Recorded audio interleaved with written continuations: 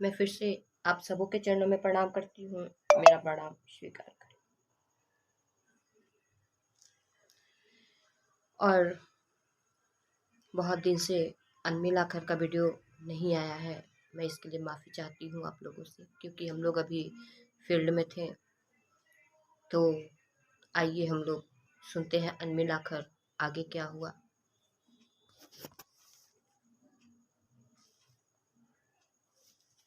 हम लोगों ने सुना था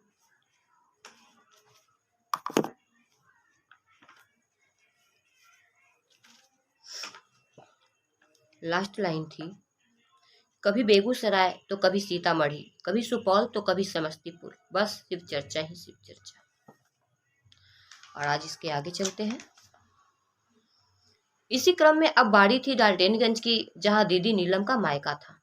डाल्टनगंज में रविवार के दिन टाउन हॉल में 2 घंटे की शिव चर्चा आयोजित की गई थी। मुख्य वक्ता के रूप में साहब ही थे। नगर भवन खचाखच भरा हुआ था। ऐसा होना स्वाभाविक था। साहब अपनी ससुराल में तो थे ही, और तो और यहीं के पाटन ब्लॉक के हाकिम भी रह चुके थे। मन संचालन ने लोगों से शांत रहने की अपील की। वैसे इसकी आवश्यकता तो होती नहीं है। मन संचालन की आदत ही होती है लोगों से अपील करने की। वैसे भी जब साहब मंचासीन होते हैं तो हवाएं भी अपनी सांसें थाम लेती हैं। वहां तो आध्यात्मिक इच्छा के लोग बैठे थे। श्रोताओं की ओर से एक प्रश्न आया, सर आप तो यहाँ वीडियो थे, पूरा जिला आपको जानता है, फिर सिर्फ चर्चा क्यों करते हैं? मैं क्या करूं? हॉल में माइक की आवाज आई। मुझको अच्छा लगता है और मैं अपने मन से लाचार हूँ। आप समझते होंगे कि मैं महादेव का प्रचार करता हूँ, ऐसा नहीं है। बस इतना समझ लीजिए, उस महादेव की दया है कि मेरी जीवन यात्रा इस ओर मुड़ आई है। सुना है ना, आपकी इनायतें, आपके करम, आप ही बताए कैसे भूलेंगे हम। तो मैं तो हमेशा अपने महादेव से यह कहता हूँ, जाने क्या ढूंढती रहती है ये आंखें मुझ में, राख के ढेर में न शोला है न चिंगारी। यह सही है कि महादेव मुझको अच्छे लगते हैं, किंतु मैं स्वयं अध्यात्म की ओर नहीं मुड़ा हूँ। अगर ये अवगुण है तो ये आरोप मुझ पर नहीं लग सकता। अनजानी शक्तियों ने मुझको इधर मोड़ा है। घटनाओं परिस्थितियों ने इस ओर मुझे धकेला है। अगर यह गुण है तो प्रशंसा मेरी नहीं होनी चाहिए। आपको मैं एक कहानी सुनाता हूँ। यात्रियों से भरा पानी का एक जहाज समुद्र में जा रहा था। अचानक ऊपर की मंजिल से एक बच्चा पानी में गिर गया। लोग शोर करने लगे। कप्तान तक इसकी सूचना जाती, इसके पहले एक आदमी पानी में कूदा, बच्चे को निकाल कर वापस ले आया। यात्रियों ने उसकी बहादुरी के पुल बांध दिए। पानी में भीगे व्यक्ति ने कहा, पहले आप लोग ये बताइए कि मुझको जहाज से पानी में ढकेला किसने था? यह सुनते ही पूरा हॉल ठहाकों की गूंज में तब्दील हो गया। साहब अपनी बात को आगे बढ़ाते हुए कहते हैं, मेरी स्थिति बस पानी में धकेले हुए उस व्यक्ति की तरह है। हरिंद्रानंद ने अन्य सभी जिज्ञासाओं के उत्तर दिए।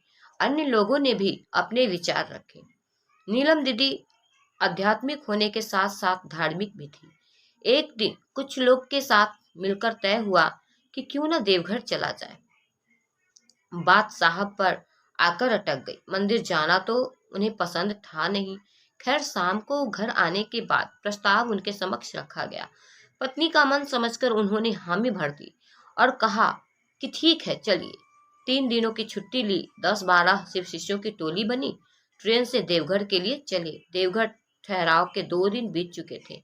सभी मंदिर आते जाते रहे, लेकिन हरिंद्रानंद होटल के कमरे से बाहर नहीं गए। मंदिर आते जाते विश्व प्रसिद्ध वैद्यनाथ मंदिर के कामना शिवलिंग का दर्शन और पूजा अर्चना नीलम के साथ अन्य लोगों ने भी किया। अब पटना वापसी का दिन आया।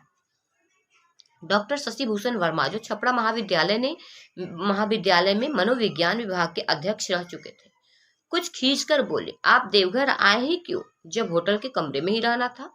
वर्मा जी उम्र में बहुत बड़े थे और हरिंद्रानंद के शमशान दौर के संगी भी। इन्होंने आराम से मुस्कुराते हुए कहा, छोड़िए सर, आप लोगों ने तो दर्शन किया ही, मैं भीड़ में कहाँ जाता। नीलम भी कुछ नाराज सी दिख रही थी। अरे भाई, अपनों से अकेले में मिलना अच्छा लगता है, इसमें नाराज होने की कोई बात नहीं। सवेरा उतर चुका था, स्टेशन पर यात्रियों का उफान था।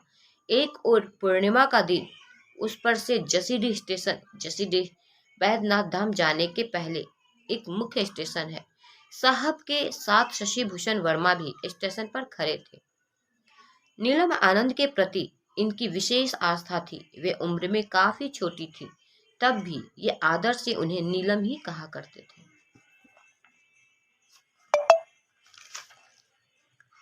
चेहरे पर आए पसीने को पोंछते हुए इन्होंने कहा, आपका अनुमान ठीक था, वाकई आज भीड़ ज्यादा है। हरिंद्र जी, हाँ, आज पूर्णिमा है, हजारों लोग वैद्यनाथ धाम जलाभिषेक के लिए आते हैं। ट्रेन के आने में 20 मिनट देर है, चलिए तब तक पान खा लिया जाए। हो सकता है अभी जो गाड़ी आ रही है उससे कुछ लोग चले जाएं। अच्छा रहेगा, चलिए। भीड़ अगर ऐसी ही रही तो दूसरी गाड़ी से चला जाएगा। ऐसा क्या है? दोनों साथ बढ़े। फिर प्रोफेसर साहब को किताब की दुकान दिख गई। अब किताब की दुकान और प्रोफेसर एक दूसरे के सामने रहे और रूबरू न हो, ऐसा हो सकता है? उन्होंने कहा, आप पान खाकर आए, तब तक मैं मैगजीन देखता हूँ। हरिंद्रानंद पान खाने प्लेटफॉर्म से बाहर चले गए। पान खाकर लौटे तब तक शशि भूषण वर्मा बुक स्टॉल पर ही खड़े इंतजार कर रहे थे। दोनों पत्रिका लेकर उधर बढ़े जिधर नीलम आनंद बच्चों को लेकर बैठी थी। सर सर, आपने अपनी कलाई में क्या पहन रखा है? एक अपरिचित नौजवान ने पूछा। हम लोग शिव के शिष्य हैं, वर्मा जी ने कहा। हम तो तब तो आप लोग हरिंद्रानंद जी को जानते होंगे। हाँ जानता हूँ, पर आप कैसे जानते हैं? हम नहीं जानते और ना ही उनको देखे हैं, लेकिन नाम सुने हैं। अच्छा, क्या सुना है? यही कि बड़े सिद्ध पुरुष हैं, चमत्कारी व्यक्ति। उनका और क्या? आप जब उनको जानते हैं और महादेव के शिष्य भी हैं, तो ये सब तो आपको पता ही होगा ना। आप हरिंद्रानंद जी से मिलना चाहोगे? प्रोफेसर वर्मा उनका परिचय कराने के लिए बढ़े ही थे कि इनका इशारा समझकर रुक गए। इस बार साहब ने ही इशारा करते हुए कहा, देखिए वहां हरिंद्रानंद जी की पत्नी नीलम आनंद बेंच पर बच्चों के साथ बैठी हैं, जाकर मिल लीजिए। आप लोग रहने वाले कहाँ के हैं? वर्मा जी ने पूछा। हम सब लखीसराय के रहने वाले हैं, प्रत्येक पूर्णिमा को यहाँ बाबा पर जल चढ़ाने आते हैं। जो लोग उनसे साहब के बारे में पूछ रहे थे, वे सब अब दीदी की ओर बढ़ गए। वहां लगभग 15-20 लोगों का जमावड़ा हो चुका था। राजमनी तो राजमनी होती है, नाम के अनुरूप जहां रहेगी रोशनी ही लुटाएगी। उन अपरिचितों को परिचित बनाने में उन्हें जरा भी समय नहीं लगा। कोई पानी ला रहा है, कोई बच्चे को बिस्कुट दे रहा है। हाँ, इस बीच यह जरूर हो गया कि हरिंद्रानंद का परिचय उन लोगों को प्राप्त हो चुका था। 2-4 कदम की दूरी थी। परिचय प्रणाम और स्नेह के लेन देन में बदल गया। साहब ने पूछा, कैसे जाएंगे इतनी भीड़ में? जवाब आया, हम लोग हैं ना मदद में। सर, आप दीदी जी और बच्चों के साथ यहीं रुकिए, सब हो जाएगा। सूचना हो चुकी थी, ट्रेन आने ही वाली है। कुछ गुरु बहनें भी थी। सुखचाते हुए एक ने कहा, दीदी हम लोग को भी कुछ बताइए ना। क्या बताऊं, बोलिए। कुछ भी, जैसे चर्चा। साहब तो अंतर्यामी हैं, सब कुछ जान लेते हैं। बगल में बैठे हरिंद्रानंद हंस दिए। ये आपको किस बेवकूफ ने बता दिया कि मैं अंतर्यामी हूँ? अंतर्यामी तो एकमात्र वही है जिसका मैं शिष्य हूँ। आपको कुछ पूछना है तो बोलिए। नहीं सर, आपके दर्शन हो गए, अब क्या जानना और समझना, यही काफी है। महादेव ने जिसे स्वयं चुना है उससे क्या पूछना। जो भी प्रश्न थे वे आपके दर्शन से ही उत्तरित हो गए। गाड़ी क्यूल आ चुकी थी। क्यूल और लखीसराय के बीच एक पुल का ही फासला है। लोगों में पांव छूने की होड़ लग गई। मना करने के बावजूद लोग मानने वाले नहीं थे। प्रतिष्ठा के तिरस्कार से व्यक्ति की मर्यादा और बढ़ जाती है। सामने से गाड़ी लखीसराय स्टेशन पर रुकी। स्थानीय यात्री ट्रेन से उतर गए। लोग सफर करते हैं, जीवन के इन्हीं संघर्षों के बीच सभी को नियति से निर्धारित मंजिल ही मिल पाती है। सभी की अपनी कहानी है। सांसारिक सुखों की परिधि में हम दीर्घकालिक योजनाओं की परिकल्पना और उसके कार्यान्वयन में जगत की अपनी अल्पकालिक यात्रा भूल जाते हैं। अपनों की चिंता हमें सताती है, लेकिन अपनी यात्रा विस्मृत हो जाती है। सही स्थिति यही है कि हम भोग को भोगते नहीं, अपितु स्वयं ही भुक्त हो जाते हैं। किसी भोग को भोगाधिपति की तरह भोगना तथा स्वयं भुक्त हो जाना दो पृथक स्थितियां हैं। हम सुख के साधन एकत्रित करते हैं, लेकिन उनसे हमारा लगाव, उनके रख रखाव की चिंता एवं बिलगाव का भय हमें दुख देता रहता है। निर्विवाद रूप से अपने सुख के लिए निर्मित संबंध एवं सामग्रियां ज्ञानाभाव के कारण हमें प्रताड़ित कर संत्रास देती है। समष्टि से सिमटा हुआ व्यक्ति मूल मानवीय गुणों से भी वंचित हो जाता है। पर शिव की शिष्यता मानव जीवन को एक नया आयाम देती है।